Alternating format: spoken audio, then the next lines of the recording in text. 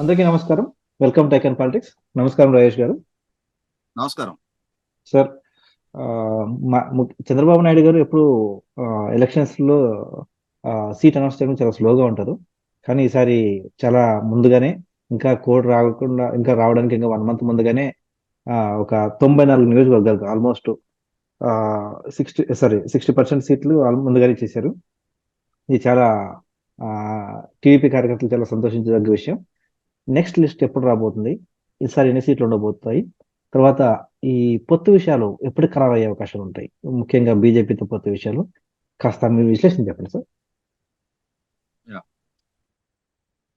మీరు ప్రస్తావించినట్టుగానే చంద్రబాబు నాయుడు గారు అంటే జనసేన పార్టీకి 24 స్థానాలు కేటాయిస్తూ తన పార్టీ నుంచి 94 మంది అభ్యర్థులకు సంబంధించిన పేర్లు ప్రకటించేశారు. ఆయా నియోజకవర్గాల్లో ఎవరెవరు కంటెస్ట్ చేయబోతున్నారు అని చెప్పని అభ్యర్థుల్ని ఖరారు చేస్తూ 94 నియోజకవర్గాలకు సంబంధించి లిస్ట్ అనౌన్స్ చేశారు. అంటే జనసేన పార్టీకి కేటాయించిన 24 తోటి ఈ 94 కలుపుకుంటే 118 స్థానాలకు సంబంధించి కేటాయింపు పూర్తయిపోయినట్టే. కాకపోతే జనసేన పార్టీ 5 అభ్యర్థులు మాత్రం ఖరారు చేశారు. మిగిలిన 19 మంది గురించి జనసేన పార్టీ వైపు నుంచి ప్రకటన రావాల్సి ఉంది. కానీ తెలుగుదేశం పార్టీకి సంబంధించి 108 నియోజకవర్గాలకు సంబంధించి క్లారిటీ వచ్చేసినట్టే. ఇంకా మిగిలిన 57 నియోజకవర్గాలు. ఈ మిగిలిన 57 నియోజకవర్గాల్లో కూడా భారతీయ జనతా పార్టీ నాయకత్వం వైపు నుంచి చంద్రబాబు నాయుడు గారికి పిలిపొచ్చి వీరు ఢిల్లీ వరకు వెళ్లి పర్యటన చేసి వచ్చి అమిత్ షా గారు, నడ్డా గారితో కలిసి వచ్చిన తర్వాత వారు చంద్రబాబు నాయుడు గారిని ఎన్డీఏలోకి ఆహ్వానించిన మీదట చంద్రబాబు నాయుడు గారు కూడా వారి పార్టీ అంతర్గత సమావేశాల్లో సానుకూలత వ్యక్తం చేస్తూ మాట్లాడిన తర్వాత రీసెంట్ గా తెలుగుదేశం జనసేన సమన్వయ కమిటీ సమావేశం సందర్భంగా ప్రెస్ లో మాట్లాడిన రాష్ట్ర శాఖ అధ్యక్షులు అచ్చెన్నాయుడు గారు కూడా భారతీయ జనతా పార్టీ తోటి చర్చలు జరుగుతున్నది వాస్తవమే, సరైన సందర్భం వచ్చినప్పుడు దాని గురించి మేము ప్రకటిస్తామని చెప్పడం జరిగింది. ఇప్పుడు బయట రకరకాలుగా స్పెక్యులేట్ అవుతా ఉన్నాయి. అంటే జనసేన భారతీయ జనతా పార్టీ కలిపి 30 అసెంబ్లీ స్థానాలు అని చెప్పని కొంతమంది, కాదు 33 అసెంబ్లీ స్థానాలు అని చెప్పని కొంతమంది రకరకాలుగా స్పెక్యులేట్ అవుతా ఉన్నాయి. ఒకవేళ మనం మాక్సిమం 33 అనుకున్నా కూడా అప్పుడు తెలుగుదేశం పార్టీ 42 స్థానాల్లో 142 స్థానాలకి పోటీ చేయాల్సి ఉంటుంది. 142 స్థానాలంటే ఇప్పుడు ఆల్రెడీ 94 స్థానాల్లో ప్రకటించున్న నేపథ్యంలో ఇంకొక 45 స్థానాలకు సంబంధించిన ప్రకటన రావాల్సి ఉంటుంది. కాబట్టి నేను అనుకోవటం ఏంటంటే, నిన్న రాజ్నాథ్ సింగ్ గారు Bharatiya Janata party parliamentary party అంటే పార్లమెంటు నియోజకవర్గాల సమన్వయకర్తలతోటి నిన్న ఒక సమావేశం ఏర్పాటు చేశారు. కేంద్ర మంత్రి రాజ్నాథ్ సింగ్ గారు స్వయంగా పాల్గొన్నారు. వారు నిన్న చేసిన ప్రసంగం దృష్ట్యా మన ప్రభుత్వం ఆంధ్రప్రదేశ్ లో రాబోతుంది అని చెప్పిన దృష్ట్యా తెలుగుదేశం, జనసేన, భారతీయ జనతా పార్టీ కలిపి కూటమిగానే పోటీ చేయబోతున్నట్టుగా వారు కూడా ధృవీకరించినట్టుగానే మనం భావించాల్సి ఉంటుంది. కాబట్టి భారతీయ జనతా పార్టీ గురించి నేను అనుకోవటం ఈ వీకెండ్ కి ఒక క్లారిటీ రావడానికి ఆస్కారం ఉంది. అంటే పొత్తు గురించి అధికారిక ప్రకటన, అదే సందర్భంలో వాళ్ళకి ఎన్ని స్థానాలు కేటాయింపు, ఆ స్థానాలు కూడా ఏ స్థానాలు కేటాయింపు అనేది కూడా ఒక స్పష్టతతో కూడిన ప్రకటన రావడానికి ఆస్కారం ఉంది. ఆ ప్రకటన వచ్చిన తర్వాత తెలుగుదేశానికి సంబంధించిన మిగిలిన స్థానాల గురించి ప్రకటన రావడానికి కూడా ఆస్కారం ఉంది. ఇప్పటికే చంద్రబాబు నాయుడు గారు ఇప్పుడు ప్రకటించిన 94 నియోజకవర్గాలకు సంబంధించి అక్కడ అభ్యర్థిత్వం ఖరారు కాని, అంటే ఎవరికైతే అభ్యర్థిత్వం దక్కిందో వారితో పోటీ పడి మాకు కూడా అభ్యర్థిత్వం కావాలి అని చెప్పిన ఆస్పిరెంట్స్ గా ఉన్న మిగిలిన వాళ్ళని పిలిచి వాళ్ళ అసంతృప్తిని చల్లార్చే ప్రయత్నం చేస్తున్నారు.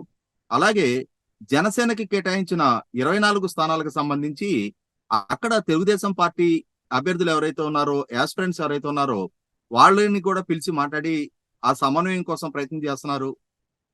అలాగే కొంతమందిని అభ్యర్థిత్వాలు నిరాకరించారు.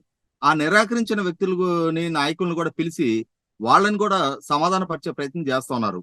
మీకు భవిష్యత్తులో మెరుగైన అవకాశాలు కల్పిస్తాం, ప్రస్తుతం ఉన్న పరిమితుల్లో పలానా వారిని ఎంపిక చేశాం, మీరు కూడా వారికి సహకరించండి, మీ సర్వీసెస్ కూడా పార్టీ వాడుకుంటది అని చెప్పని, మనం అధికారంలోకి వచ్చిన తర్వాత మీకు వేరే రకమైన అవకాశాలు కల్పిస్తామని చెప్పని కూడా వారికి కూడా అష్యూర్ చేస్తా ఉన్నారు. ఈ కసరత్తు గత 2-3 రోజులుగా చంద్రబాబు నాయుడు గారి వైపు నుంచి చాలా వేగంగా జరుగుతా ఉంది.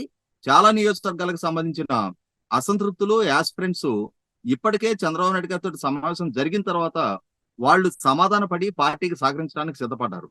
సో ఒకసారి ఆల్రెడీ ప్రకటించేసిన స్థానాలకు సంబంధించి ఫూల్ ప్రూఫ్ గా, అంటే జనసేన, తెలుగుదేశం 2 పార్టీల మధ్య సమన్వయంతో పోటీ చేస్తున్న నేపథ్యంలో ఆ ప్రాపర్ గా ఓటు ట్రాన్స్ఫర్ జరగడానికి ఆయా నియోజకవర్గాల్లో ఇరు పార్టీల మధ్య ప్రాపర్ సమన్వయం, కోఆర్డినేషన్ ఉండాల్సిన అవసరం దృష్ట్యా ఆ భూమికని సిద్ధం చేస్తా ఉన్నారు ఇరు పార్టీల నాయకులు కూడా.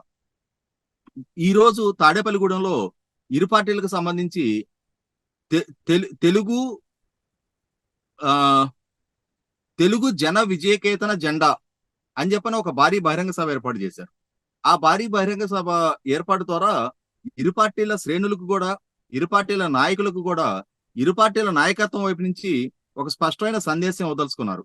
అట్లాగే ఎందుకు ఈ రెండు పార్టీలు పొత్తు పెట్టుకోవాల్సి వచ్చింది, పొత్తు పెట్టుకునే దిశగా ఏర్పడ్డ కంపల్షన్ ఏంటి, ఈ రెండు పార్టీలను ఎందుకు ఆశీర్వదించాలి, ఈ రెండు పార్టీలు గెలిస్తే రాష్ట్ర ప్రజలకి ఏ విధమైన అష్యూరెన్స్ ఇస్తున్నారు, వీటన్నిటి గురించి కూడా ఒక స్పష్టత రావడానికి ఆస్కారం ఉంది. ఇటువంటి సందర్భంలో నేను అనుకోవటం పోసే ఇంకొక వారం రోజుల్లో మిగిలిన నియోజకవర్గాలకు సంబంధించి కూడా పూర్తి స్థాయి క్లారిటీ తోటి భారతీయ జనతా పార్టీకి కేటాయించబడే స్థానాల సంఖ్య పోను మిగిలిన స్థానాలకు సంబంధించి తెలుగుదేశం పార్టీ వైపు నుంచి, అలాగే మిగిలిన పార్లమెంటు స్థానాలకు సంబంధించి కూడా ఒక అభ్యర్థుల ఖరారు ఒక స్పష్టత రావడానికి ఆస్కారం ఉంది. ధన్యవాదాలు సార్. మిగతా ఆ పొత్తు విషయం కూడా త్వరగా అయిపోయేసి కంప్లీట్ చేసి ఇక ఈ 2-3 రోజుల్లో, ఈ 1 week లోన మిగతా సీట్లకు కూడా అనౌన్స్ చేసేస్తే కాస్త ప్రచారాలు కాస్త ఊపందుకునేసి, ఎందుకంటే మొదటి విడత వచ్చిన సీట్లకి మంచి రెస్పాన్స్ వచ్చింది. సో కొంచెం పార్టీకి ఊపు కూడా వచ్చినట్టుంది టీడీపీకి.